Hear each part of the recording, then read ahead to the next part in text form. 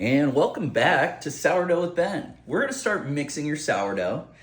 So again, we're going to take our sourdough starter that's been working overnight. And remember to keep the almost white happy. We're going to make sure we open that over the sink. I think it's more than almost wife, it's just a general good roommate behavior. Now, you're going to make sure as we do this, we're going to weigh it out on a scale. And we're going to start with 390 grams of water. I prefer to use room temperature water. Just helps get things moving a little quicker.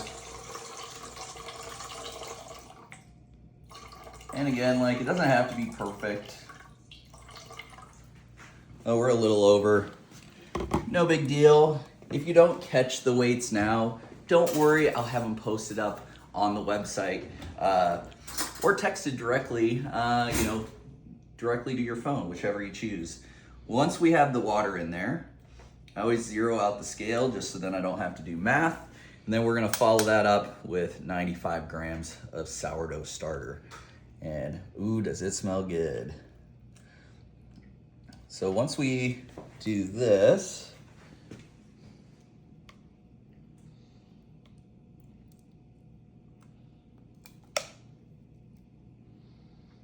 again, if it's not perfect, it's okay.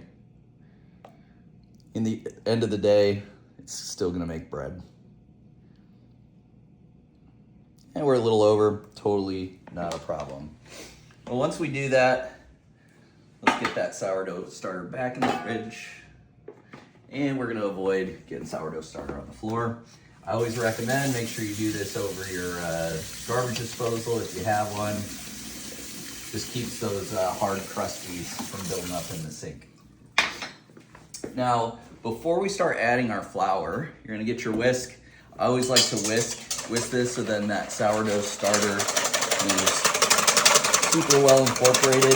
It should look kind of foamy like this when you're getting going. Now, we're gonna go back onto the scale.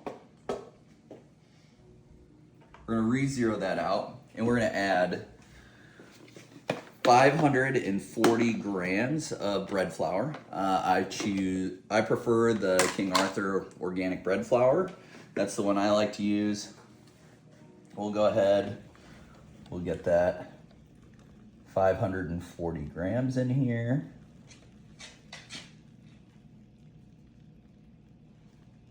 Cool. Like I said, it doesn't have to be perfect, that's close enough. Now, from here, I usually like to use a spatula of some sort. I kind of like the ones that have a nice, good edge on them, just because it helps me scrape everything off the side. We're just gonna start kind of working this all together. Nothing too crazy or exciting here. As that dough kind of starts to hydrate that flour, we're gonna make sure we get those sides scraped off. I kind of like to push down into it. That kind of helps get that water incorporated along with your sourdough starter.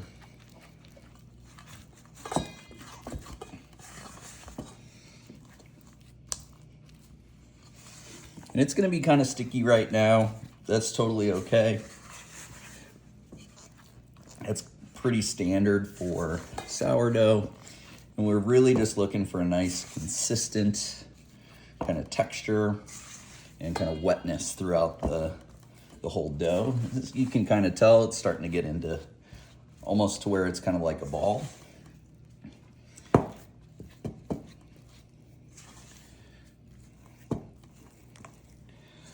All right, so that's looking pretty darn good. So I always just try and make sure I get most of the dough off the spatula. And I like to have it kind of somewhat in a bit of a dough ball shape. Making sure I get the last of the stuff on the edges. And then always want to make sure you wash this off right away, because once it dries, it gets kind of hard to get off. So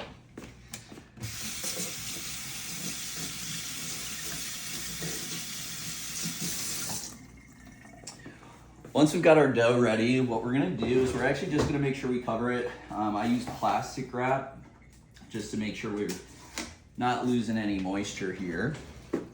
And once we get that covered, one of the best places I've found, keep this for the initial rise, is to actually put it in the oven. And I actually just turn the light on, so it keeps it a touch warmer. That helps kind of make sure that we keep kind of that fermentation process going. So the oven is off, just the light is on. Yeah, just the light. I'll throw it in there, and then we're just gonna let it sit for the next hour, and then from there we'll show you the next steps in that next video.